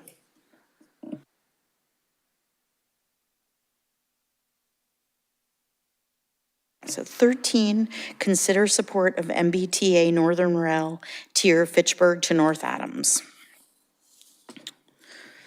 So, oh, Jim, thank you. Sure. I saw this come in and I did a little bit of reading. So the passenger rail study report, if you happen to have looked at it, outlined 6 different options for, what kind of investment, how much investment. These are tracks which are used now just for freight, which has different requirements than passengers. Passengers really like to get from one place to another on a fairly predictable timetable, or else they're just gonna, choose to drive or use a truck or not travel. I talked with Senator Eldridge about, gee, are we supposed to look at these options and investigate and recommend one option over the other? And he was clear that no, he's just looking for general support for the notion of improving this, and that the process for, looking over the options is still very well is definitely underway, will involve lots of public input, and he just wants to get, the general notion supported from towns along the rail trail, along the rail tracks. Alyssa? So I'm generally in support of anything that can improve public transit in the Commonwealth. And I did review most of the pages of that 110-page report. I would like to, if the board chooses to lend its support by sending a letter, or I think the other option was signing onto a document, a Google Doc. I'd rather have a letter so that we can express, my inclination is to express support for the all-electric option, which I think was number 3. It wasn't that much more expensive with the upfront investment, if I looked at the tables correctly, but the operation of it was less significantly over time each year. And also it's better for the environment, better for public health, for people riding the trains and working on the trains. So if we did send a letter, I'd like to include, extra support for the all-electric option if the board's in agreement with that. My thought was to have a personalized letter. I think that's more effective. David, sorry. No problem. You're the chair. You can decide when you talk. Yeah, I'm also in support of this. I will point out that the 6 options are not meant to be exclusive. They each demonstrate features. So, for example, one of the options runs to Albany. That doesn't mean features of the other ones couldn't be included in the one that runs to Albany. I'm just pointing out that the letters, I'm fine with it if the board's in agreement to say that we support electrification, but it doesn't have to be option 3, which means not Albany, for example. It also doesn't have other features of other alternatives, like how much of the route is dual-tracked and has sidings, and how many stations there are. So there are features of each of the 6, and it's very likely that the final result will be not any of those, presuming they move forward. I just want to point out to anybody listening that it is kind of a cool project. You can switch in Greenfield and go to Springfield, or Hartford, or New Haven, or change in New Haven and go to New York. You can actually switch in Greenfield and go to St. Albans, Vermont, which is really good. One of my daughters lives there. Not that this will be done while she still lives there probably, but, and then if it goes to Albany, there's actually additional switching. But all the alternatives go to North Adams. So it is, it's an interesting project. There's also, the MBTA owns a right-of-way that goes from part of this to Worcester. And so that's not part of this project at all, but it doesn't rule out that you'd be able to make connections to Worcester as well. Alyssa? So I'll just add that in addition to, thank you for that clarification about not being exclusive, these options. We don't have to say a specific option, but point out support for electrification. If we do that, I'd like to also point out support for the reduced time, because they did have expected travel time estimated.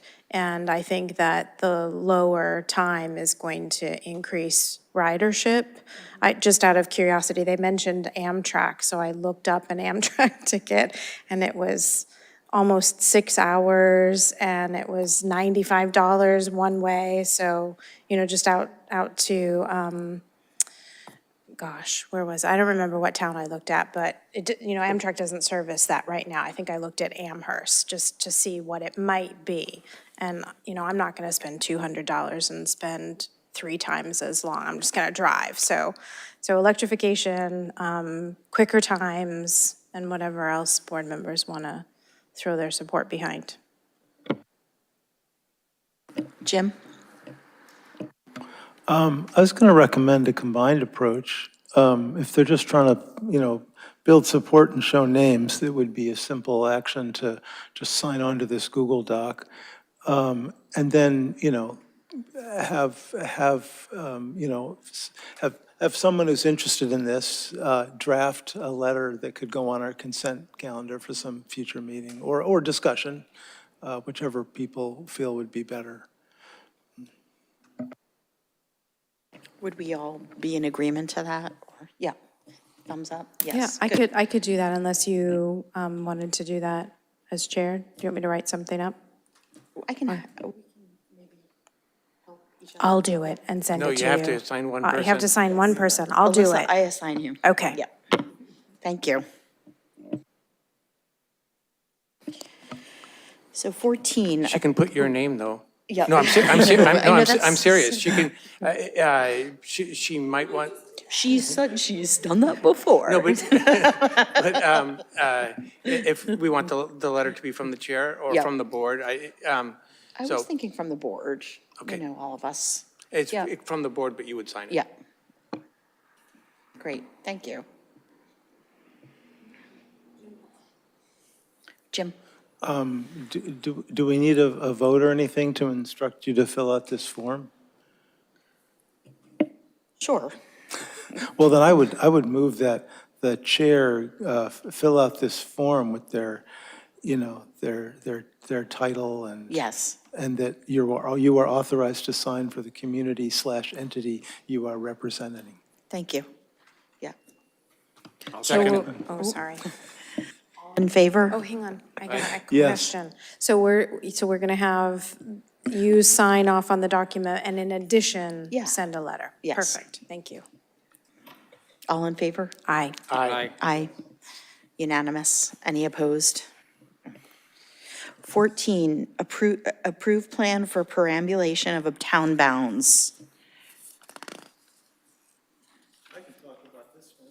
Okay, Jim? Oh, this one's fun.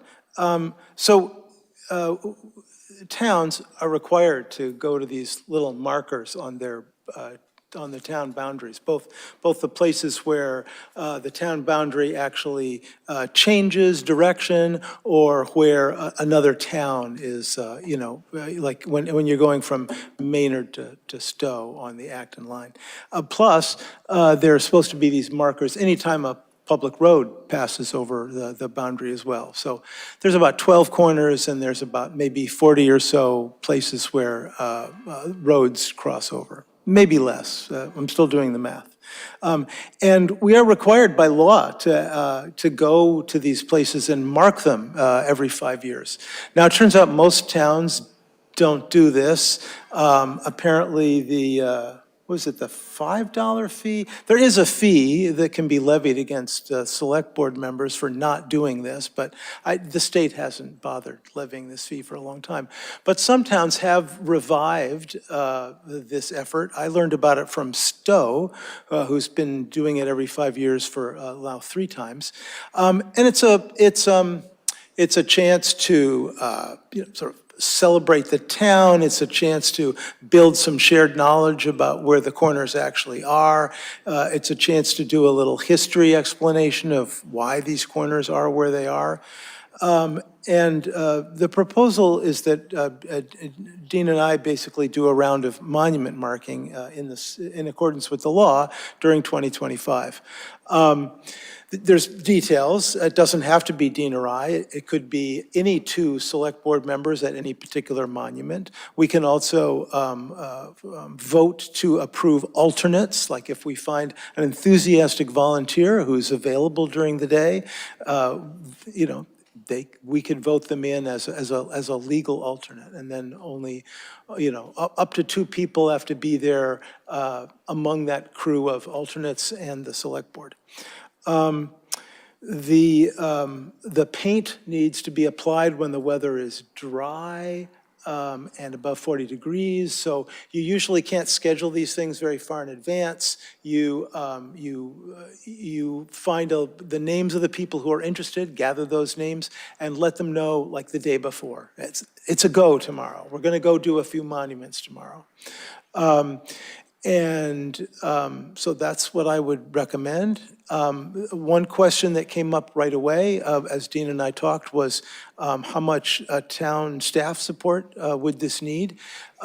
Stowe did this with no official support. But instead of that, I would note that John was willing to be he can speak to this himself, but he was willing to be the conduit for requests for town time.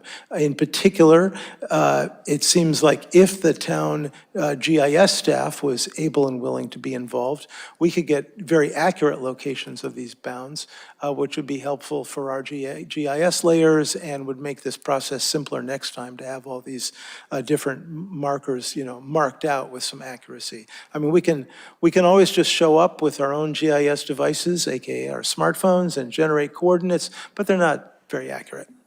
The other place where potentially where staff support might be helpful is in the coordination beforehand, gathering, to have an email address that people could write to say, I'd like to be on that list of people that gets notified. And so, putting a name on a mailing list.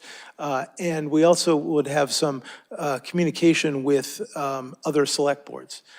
So we would be saying to, Maynard, we will be doing this in the spring. Would you like us to add some names of your select board members or alternates to our list so we notify you? And do you have any records of ever doing this before? Because we'd love to take a look at your records before we go out in case you have cool information about where these bounds are so we don't have to be wandering through the woods too much.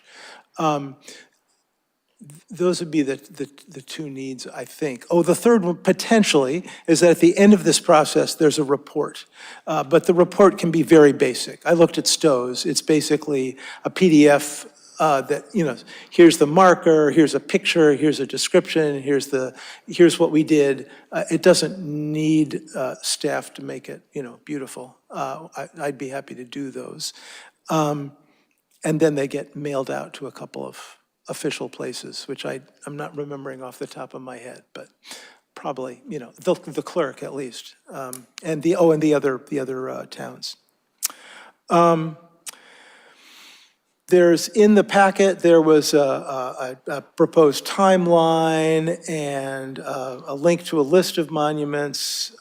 If the select board decides that it's okay for us to go ahead and wants to support us in doing this, Dean and I would go out more over the next few months and locate the monuments that we could, so to save time in the spring. And plus, it's fun to get out. I think that's the basic presentation. There might be questions or comments. Are you going to parlay this into a 250th activity? Well, yeah, we're thinking about that. Yeah. Yeah, well, Dean has taken on the notion of gathering historical information about these monuments. Yeah. Alyssa? All I have to say is I love this. I love it. Thank you both for taking this on.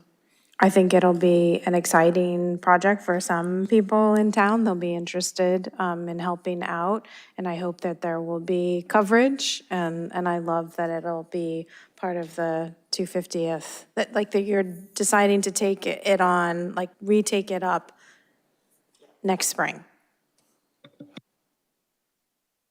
David? Are there markings at the road crossings? I know we have signs, but you don't have to paint any of the signs at road crossings, just the ones at the monuments at the corners with other towns. The full story is, so for example, if you go down towards Maynard, you'll see the Maynard Acton sign, but if you look like 3 feet away from it, you will see one of those granite, 4-inch, 4 or 5-inch granite markers that has the letter M on one side and A on the other and some years written in. So those markers, we would be going ahead and refreshing the letter A and finding a place for the number 25 and, wire brushing it and painting it with black Bristolian paint. But if there's no monument there, like say where Route 62 border between Maynard and Acton, if there's no monument there, but there is a sign that says entering Acton or entering Maynard, we don't do anything with those signs. We just do something with the monuments. Right, we just do something with the monuments. There is language that suggests that if we think there should be a monument, we are asked to reach out to the other town and affirm that there should be a monument there, agree on the location, and figure out how to share the cost of putting a monument in. I don't feel that ambitious. I think if we find some missing monuments, we can note them and we can talk to we can let the other town know. I'm not sure if there's the enthusiasm or the budget for going ahead and actually replacing them. But, maybe there will be, because there'll be a lot of excitement. And it is in the law that we're supposed to do that. There is sometimes leftover granite. I'm serious. We may not have, if there was one of these that was missing, we might have the piece of granite. Any other questions or comments? Sure. Yeah. I move to approve the plan for perambulation of town bounds. I'll second. All in favor? Aye. Aye. Any opposed? Unanimous. Thank you so much. Thank you. And lastly, provide input to the chair regarding the upcoming Boston Region Metropolitan Planning Organization election of board members.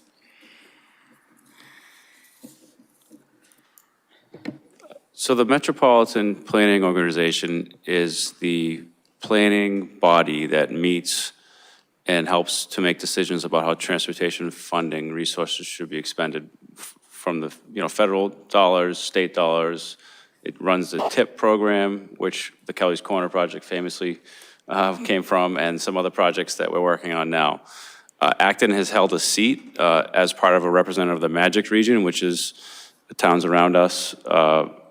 We're actually stepping down from that seat, not because we don't want to, but just to, I think, to be part of a team, and I think Lexington is pursuing it in our place. But in addition to that, there's a competitive race for one of the at-large seats between Newton and Chelsea. So I don't know much about their candidacy, but Fran is the person who is going to cast a ballot on that matter. And since you can't talk outside of a meeting, this would be the time for you to give her any input that you have on the decision. And if you don't have any, that's fine too. But we just wanted to make sure that you all had that opportunity.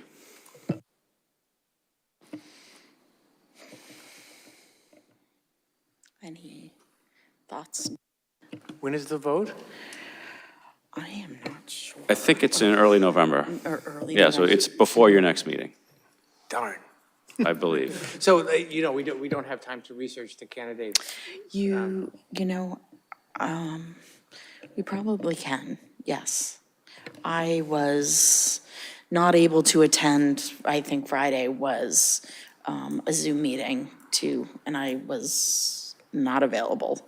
So I'm gonna reach out and see if I can get some recordings.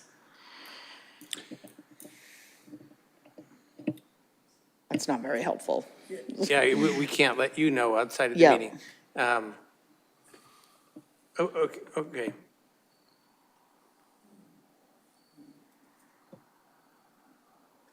Do you have intending, sorry, Oh, no, are you intending to investigate these two candidates on your own? Yes. Fine. I totally trust your instincts and judgments on the appropriateness of having either Chelsea or Newton take this at-large Chelsea or position. Lexington. Newton. Newton? Newton? So I'm sorry, I think it's Lexington. the election, you have to return on a ballot, or we Yeah. have to return on your behalf by November 6th. You actually do have a meeting on November 4th that I was just reminded of. So there is more time if you want it. Otherwise, I think you could give preliminary direction to the chair now. Yeah.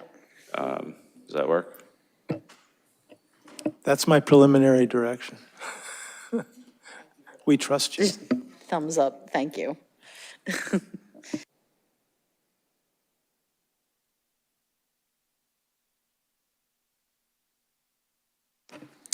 Lastly, consent items.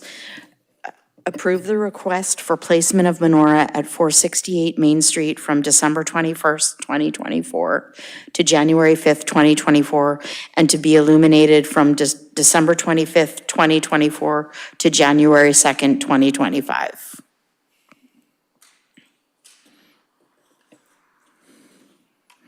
And above was Hold. 2025 as well. I'm just Yeah. going to hold that because it's got a Yeah. minor typo.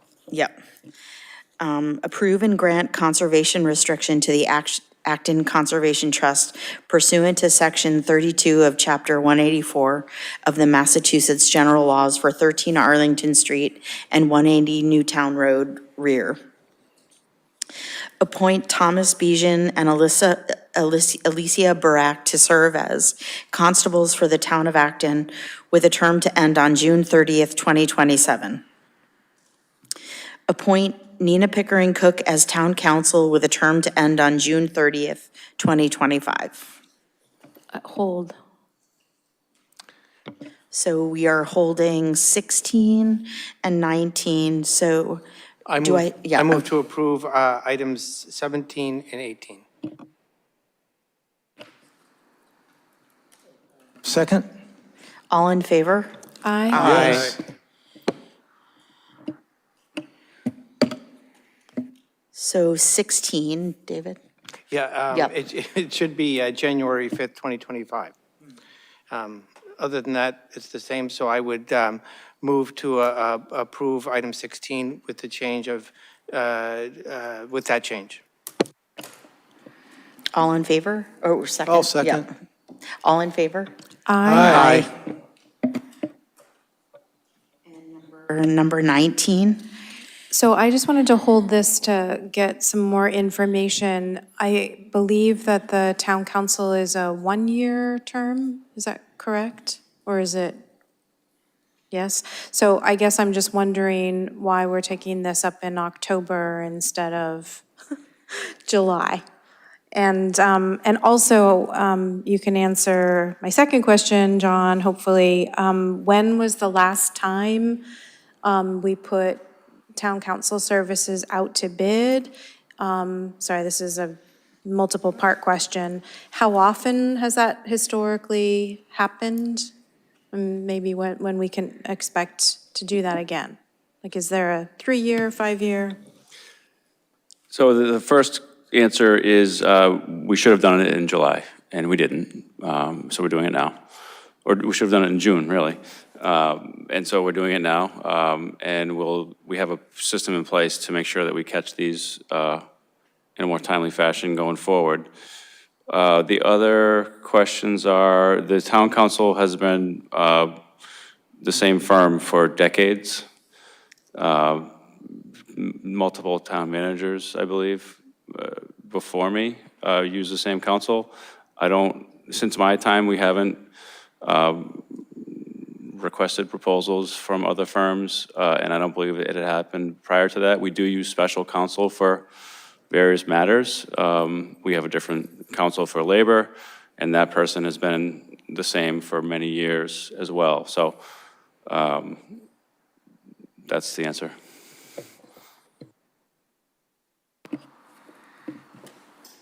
Any other discussion or?